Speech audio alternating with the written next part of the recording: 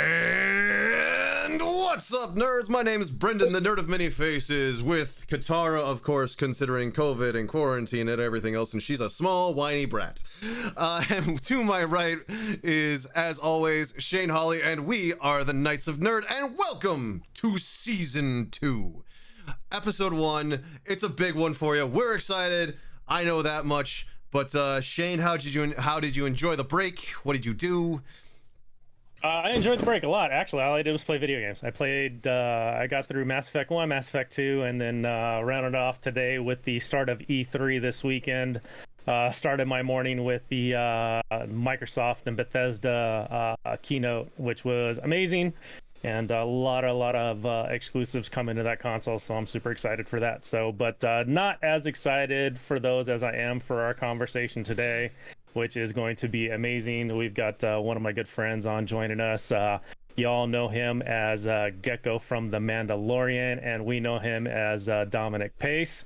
And we're excited to launch Season 2 with this special guest and to really just kick it off with a bang, man. So, you know, I'm really excited, and I know you are. And I will say this, Shane. In terms of playing video games and now watching E3, in terms of what we're doing, that's now called research. All right, let's get this conversation going. Ladies and gentlemen, the one, the only, the Dominic Pace. He's down there. Dominic, how are you doing this fantastic afternoon? I'm doing great, gentlemen. Thanks for having me, and hello to all your listeners.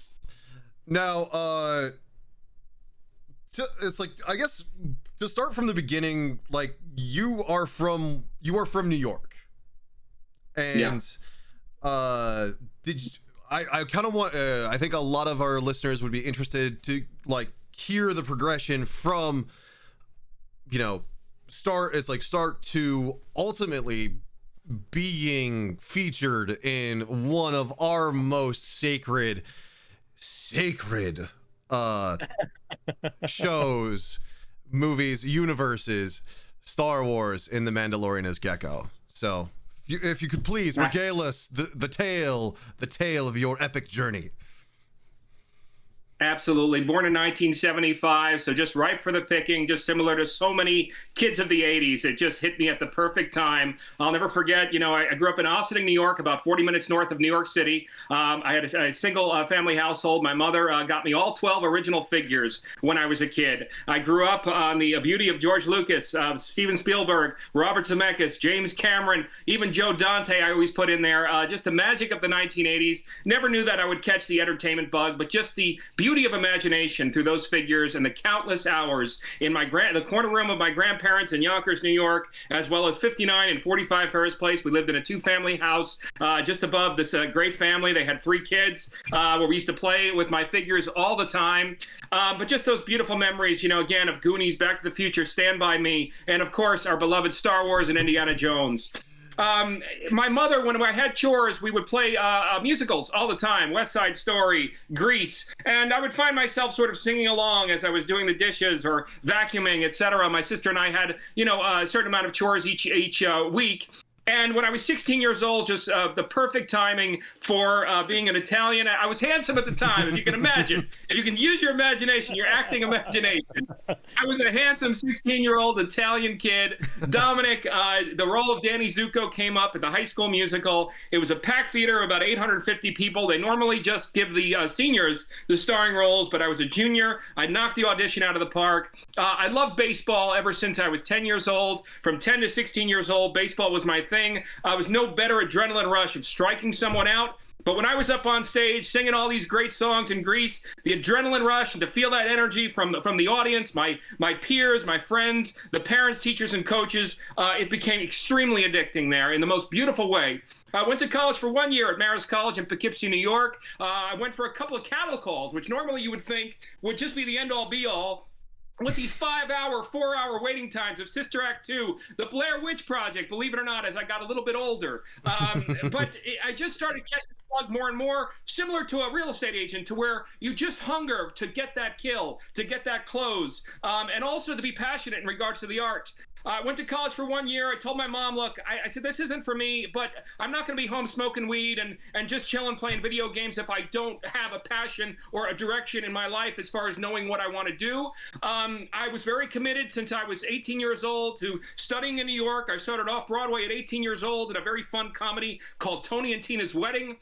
When I was 20 years old, I actually had a very strong supporting role. I was flown to Singapore in this very cheesy spin-off of Saturday Night Fever called That's the Way I Like It. I was the only American actor flown all the way across the world. My agent was actually Maria Burton, the daughter of Richard Burton and Elizabeth Taylor.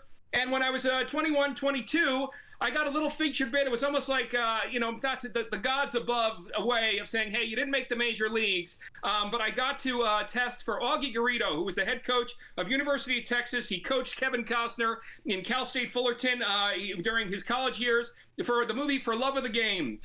They said, look, we're not flying you out to LA, but we have 5 days of work with the team. But you can come out. Sam Raimi would love to have you. So I ended up coming. I ended up getting upgraded with a couple of lines, my first lines in a major motion picture. It ended up getting cut, but the scene is still there. And little by little, I starred in a film called Little Kings. It was an Italian movie about 3 Italian brothers. I was in love with my brother's wife. I started winning a handful of awards. I was awarded Best Actor at the Palm Beach International Film Festival in 2004. And then if we go back just a little bit, starting in 2002, I got my agent in Los Angeles. And from 2002 to the present day, I had just scored my 88th TV acting and film credit. And you have a handful of television guest stars, co-stars, mostly the usual suspects of guards, cops, etc., mafia, mobsters. But let's go back to why I always wanted to be in this business, and that was for the entertainment, the joy, the escapism of science fiction that I grew up to love so much, so many of your listeners love so much.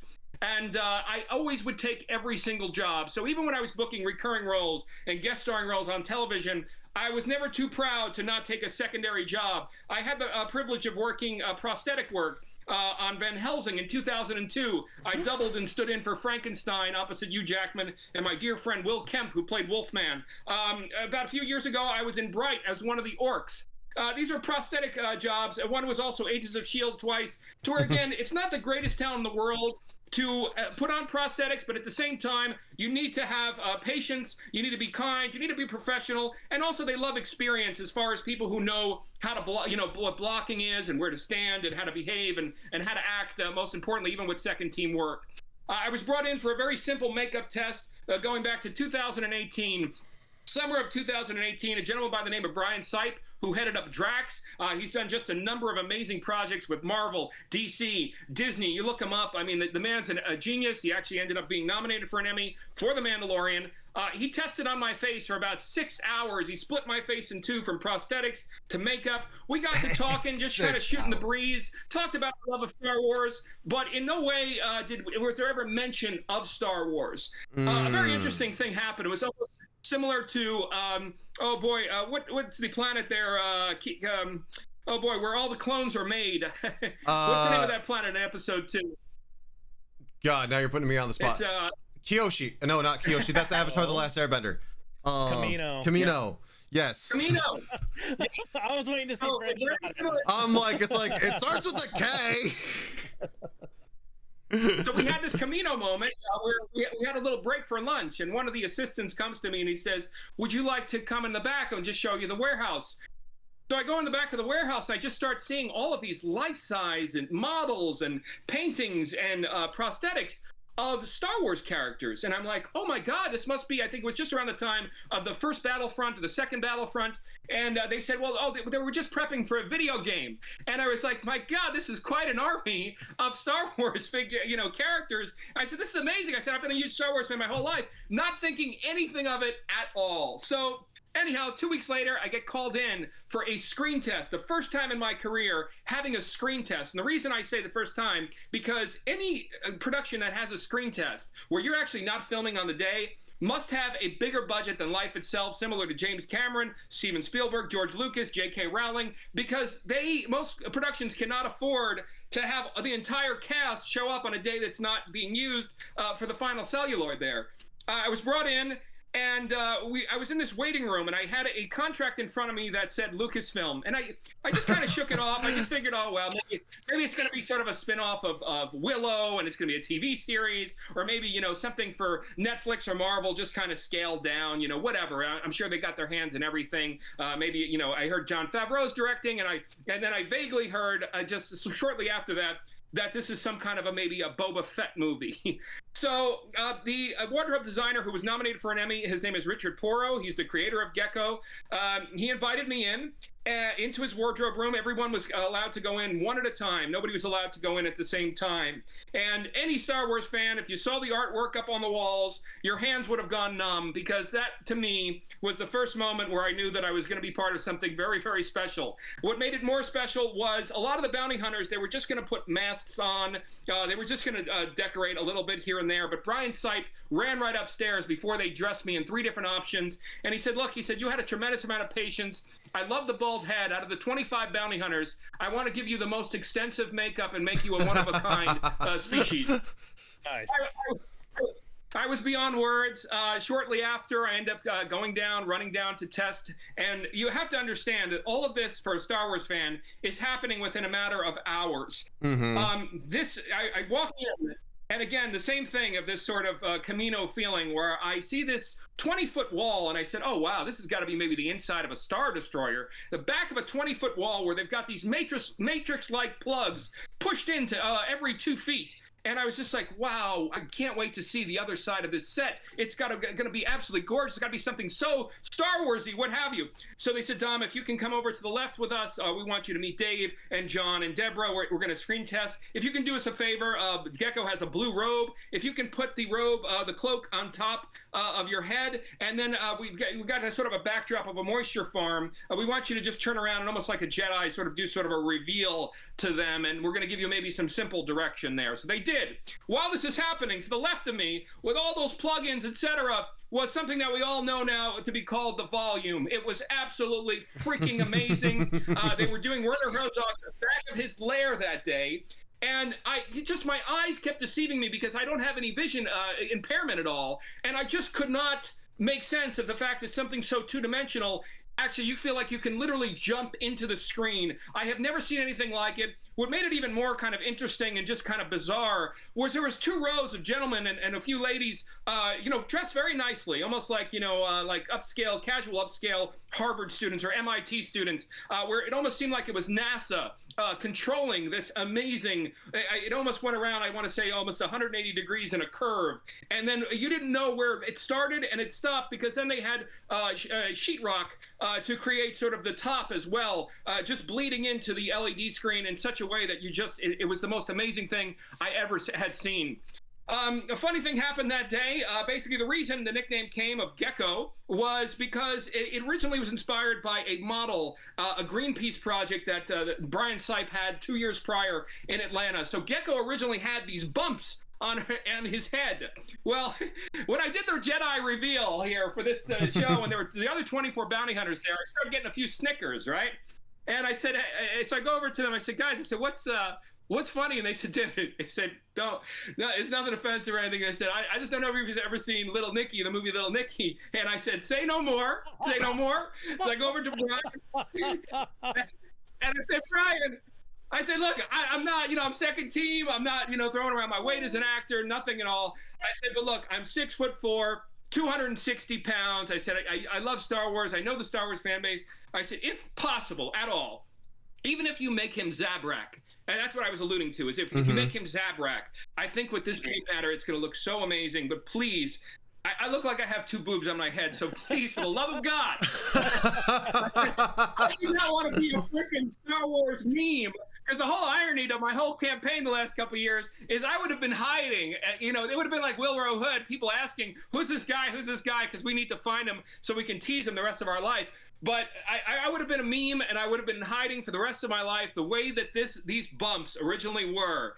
I could see it for, say, a diplomatic hearing of the emperor, going into that big arena-like structure to where he would address everybody, and members of the Senate would address everybody, would have this awkward kind of elongated, weird, kind of oddly, perverse look to him. But for me as a bounty hunter, I said, no, I said, Brian, I said, this guy is menacing. He's demeaning, he's got a different demeanor about him.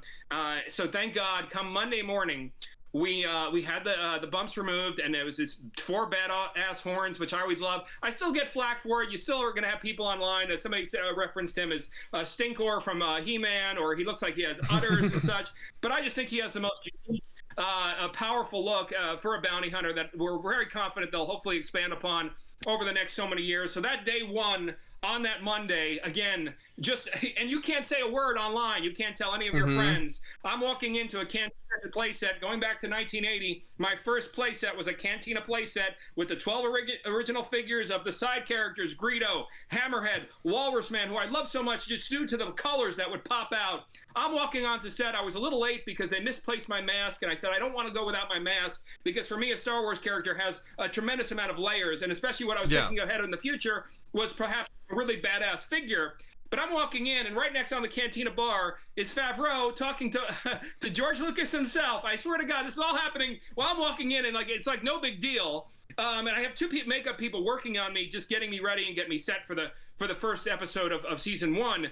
But it was just almost a little too much to take. I normally don't get starstruck, any of that in that fashion, but just my eye. I mean, you talk about that song from The Greatest Showman, A Million Dreams. There was a million dreams that were flying through my head at that time in terms of the potential of what this character could be, and also being immortalized in my beloved universe, just like everyone else's, the Star Wars universe there.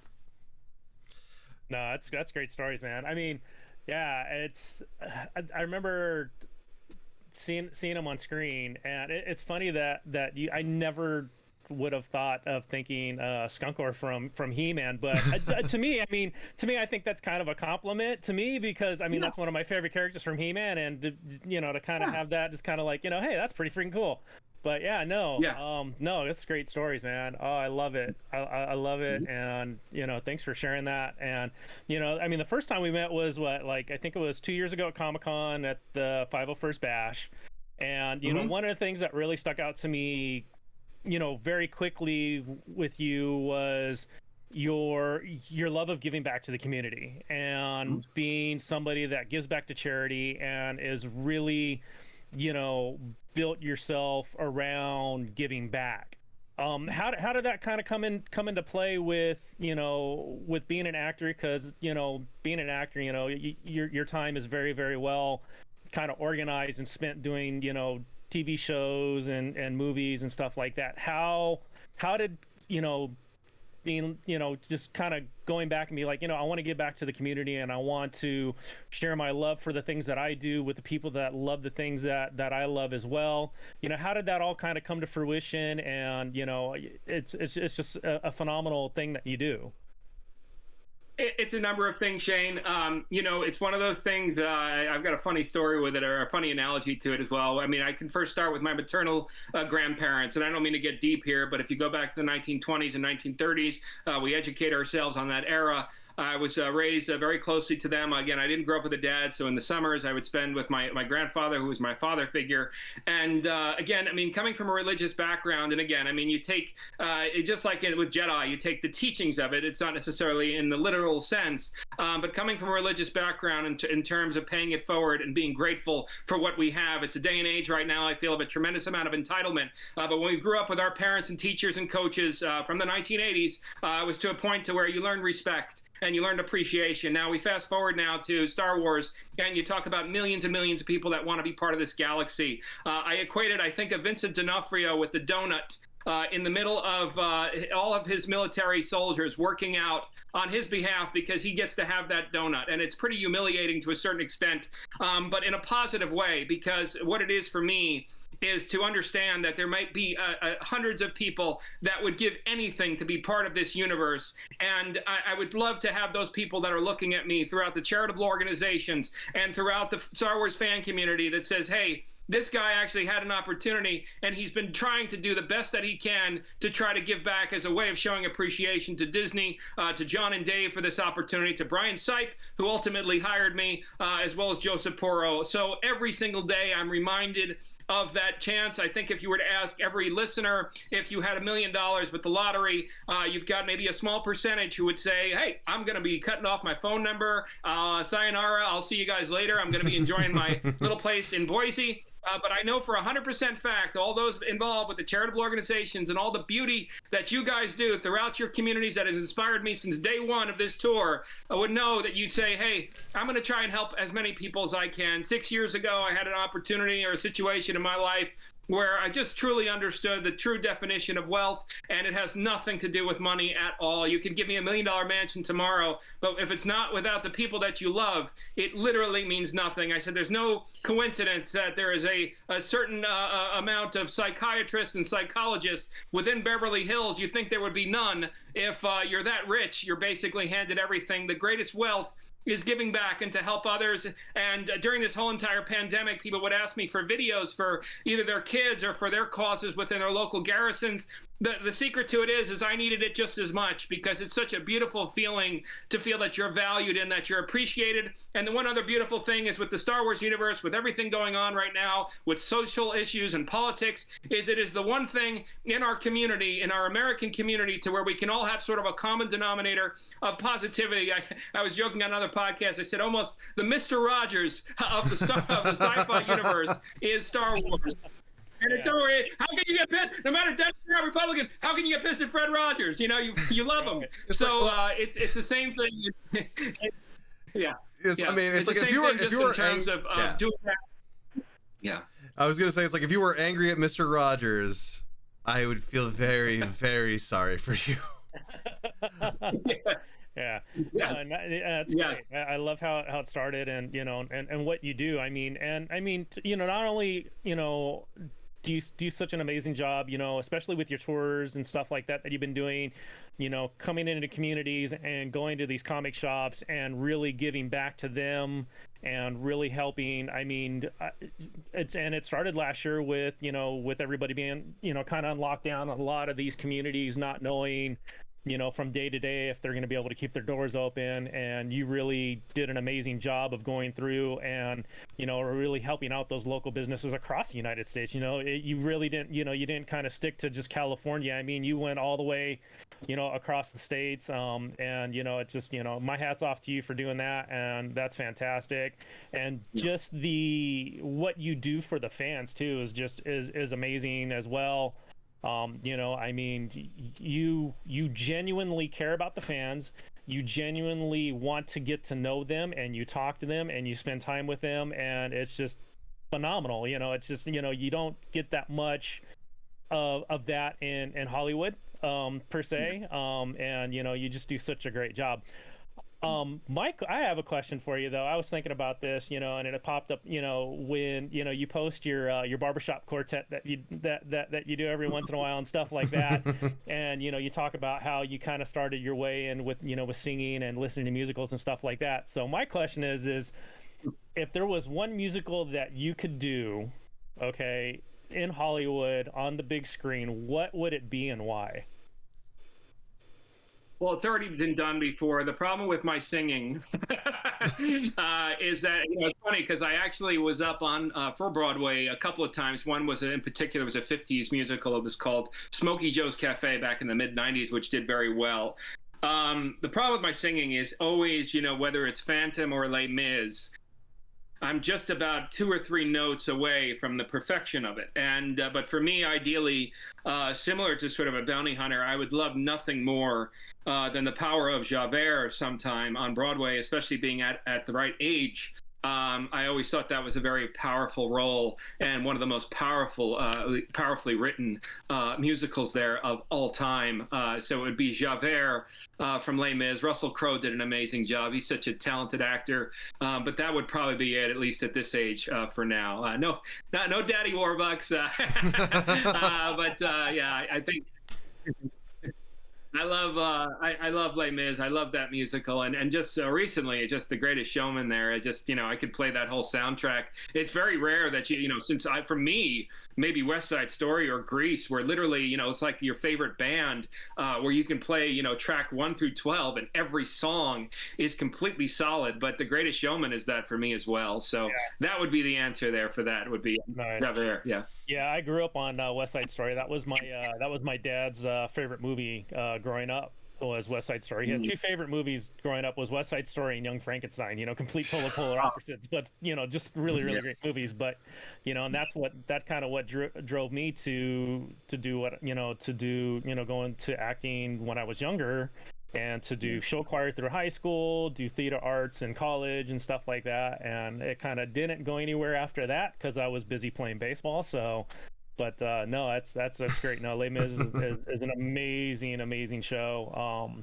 I think you'd make a great Daddy Warbucks, man. I mean, he's big. It's like his presence is big enough because that you're right. He could probably pull off a Daddy Warbucks. It's like in Annie, because that's Daddy Warbucks is the male character in Annie. No, absolutely. Yeah, hopefully, we get to that level of name status. I would love to check that off my bucket list and go back to Broadway, to where, you can guest appear, but you don't have to do necessarily, the second team in Broadway are actually the most talented with pirouettes and everything else. So you either have one option of the star, where you maybe do a little soft shoe, or, you can go exit stage right, because those combinations are absolutely more insane than being a Major League Baseball player or a football player. Those athletes are insane with what they can do. Yeah, that's great. I love it. Now, I think you've got the trifecta for geekdom, don't you? You've done Star Wars, you've done Marvel, and you've done DC, right? That's correct. They shortened that scene of the alleyway in the Harley Quinn movie there. What's the name of it? Forgive me. I'm sorry. The Suicide of Harley Quinn. Yes. So yeah. Birds of Prey. Yeah, it was an alleyway scene where Birds of Prey.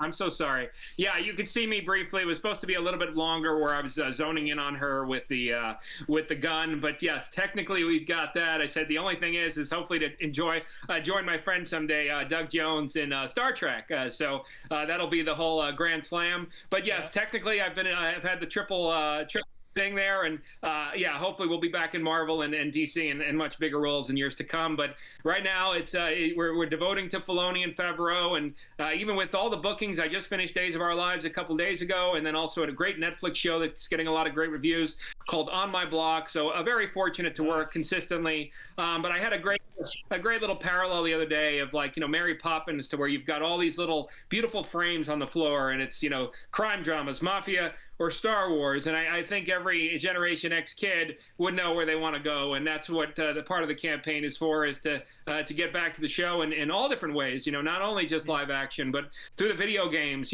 I have my blaster behind me, and I just think he's got some very unique attributes that would complement the other bounty hunters, with maybe, saying, oh, I want to go with Gekko because he's got more power in his blaster, or he's got a really powerful right hook. He doesn't have much agility, things like that, to where the gauntlets, which come from the Pike Sentinels, to where they may have special abilities similar to the Beskar, to say, how come so many people have these kind of gauntlets in the galaxy? Well, hopefully Filoni will show sooner than later maybe some tricks literally up the sleeve of these Gekko and Pike Sentinel gauntlets, which I think are probably pretty special.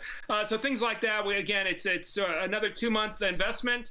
We've got some good news to come in December, but like I said just a couple days ago, we want the keys. And I think we deserve them in many ways, in terms of just really putting Gekko up there in the stratosphere amongst Zuckuss, amongst Box, amongst Forlom. Never Boba, of course. Boba's the star, but just one of those great, dirty dozen guys, to where he's going to be part of going on those missions over the next few years, and I'm excited to see what's to come. But this, to me, I think is historic, in that as most actors, you don't even have to be part of the industry.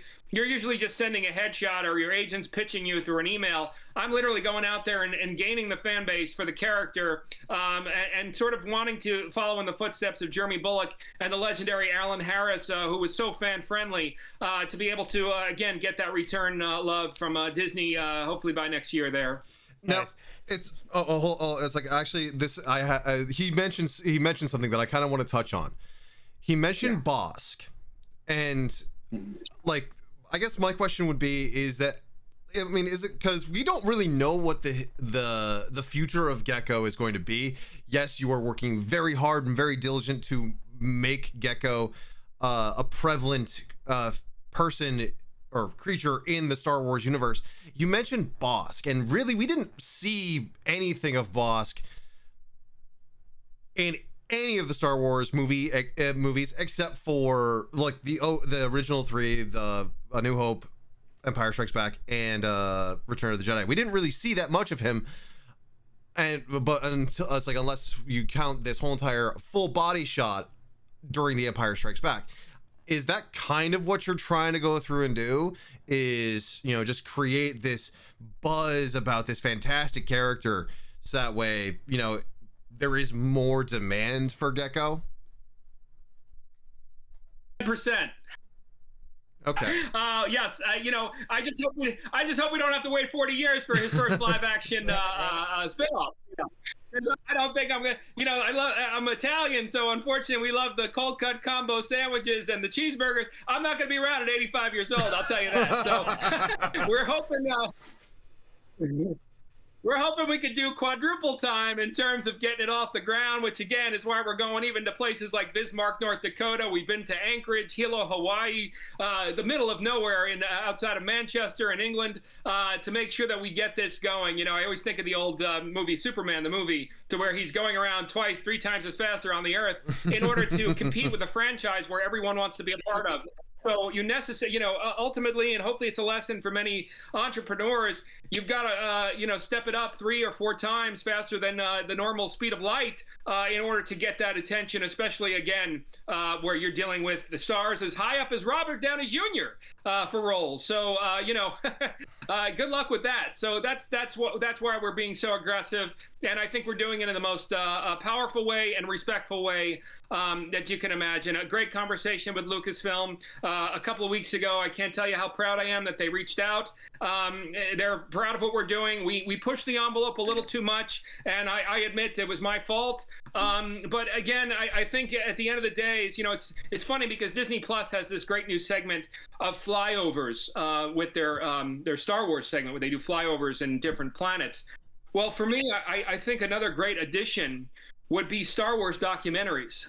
Peter Mayhew, A Star Wars Story. Carrie Fisher, A Star Wars Story. And then perhaps Gekko, in quotes, A Star Wars Story. And Gekko is in quotes because we literally needed to manifest this from the ashes of Navarro in order to make it happen, where he was never official. And to literally self-motivate it yourself. The exact foundation of every Disney movie you can imagine, the Rudy Rudiger of Star Wars in regards to getting it done yourself and motivating it yourself. It's an issue that is very subjective right now in our country with the education system. Part of the other motivation of this is for me of showing accountability to my 2 sons. I've been a little bit upset with some of the narrative. And again, I respect, the one beautiful thing about America is we respect different opinions. But the one thing for me personally is a little bit too many excuses right now in the current education system, making excuses for those who succeed and excuses for those who fail. I never virtue signal, but due to the time and days right now, I'm the son of an Italian immigrant. And I'll tell you right now, even going just as recent as Pacino and Sylvester Stallone, who was going to be replaced by Ryan O'Neal or Robert Redford because they were not mainstream enough, we've all had our struggle. And at the end of the day, though, even when on the football field or on the baseball field, we don't make excuses. You just try as hard as you can. We all have it very difficult in one way or another in terms of career, but you work as hard as you can to try and succeed and to try to prosper in our country. And I hope ultimately that's the message, and that will be a bigger message and an inspirational message is maybe, who knows, maybe Gekko will end up in the Urban Dictionary or even a documentary someday in regards to this effort, which I think is symbolic in so many ways outside of just trying to pursue a role in Star Wars. All right. And now it's like Shane, I believe that you had something before I wanted to address the Gekko thing. So go ahead now. Well, no, I just wanted to kind of talk about the tour because I mean, you got it starting up here in 3 days, and you're hitting how many cities are you hitting through from now till August? Boy. Well, we've hit probably about 10. I want to say maybe 40 more comic book stores, 35 different states. Symbolically, we are starting. I don't have an appearance, but our first night stay is in Tombstone, Arizona. 150 years ago, the coolest, most awesome scum and villainy in the United States of America. So I'm going to be showing my son, the first time in Tombstone of guys who kind of did it their way, and did what they had to do in order to get by. So what a beautiful way to start. But yeah, we start in San Antonio this Saturday, June 19th, down to Corpus Christi. As far north as Bismarck, North Dakota, all the way over to Illinois. As far east as Danvers, Massachusetts, outside Boston. As far south as Miami, and then we're going to have a slight diagonal all the way across the country. A beautiful thing again, Shane, is we were able to raise $25,000 for small business last year, close to $5,000 to the charitable organizations. Over that, if we include San Diego, when I was with you guys, I think we raised close to $950 there with that Ray lightsaber. So we're going to do a lot of good. We're working with Make-A-Wish Foundation in Tulsa. We're actually helping out a Star Wars family member, Tom Kane, who is going through a hard time in Sioux City, Iowa, with some various raffles. We're working with the Aflac Children's Foundation, with the Alabama Garrison there. And then also I have a special dinner by invite only to actually support victims of domestic violence in all places of Brazil. And that's through a dear friend out there in Massachusetts. So we're going to try to do a lot of good. And I hope, again, the other message is you can pursue your own dreams, but at the same time, you still have time to help others in their own aspirations and to lift others up along with your own aspirations. Nice. No, that's great. No, it sounds like a great tour you got going, and it's going till the end of August. And just like I said, I mean, I love what you do and how you go about it, and I love the fact that you include your boys in with it.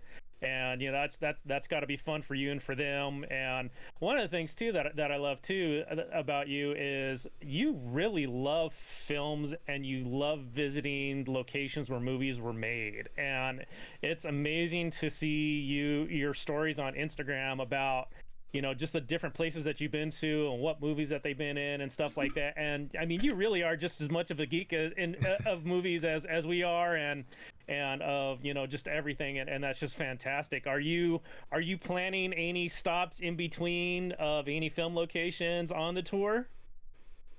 Thank you so much. I've done probably every single one that I've loved. The Outsiders in Tulsa, we actually got a private tour of a house that was restored by a rock band member not too long ago. My favorite state, of course, is Oregon, because you have our childhood there of Goonies, Stand By Me, even you got Animal House, and believe it or not, even One Flew Over the Cuckoo's Nest. The mental hospital is no longer there, but just so much magic in Oregon there, especially on the coast, even The Ring for horror fans. I've done almost every one that I have wanted, even as exotic in Malta, the island of Malta. I love Popeye beyond belief. That movie to me, when I was 9 years old, was just absolutely amazing, and or even younger. I think I was about 6 or 7.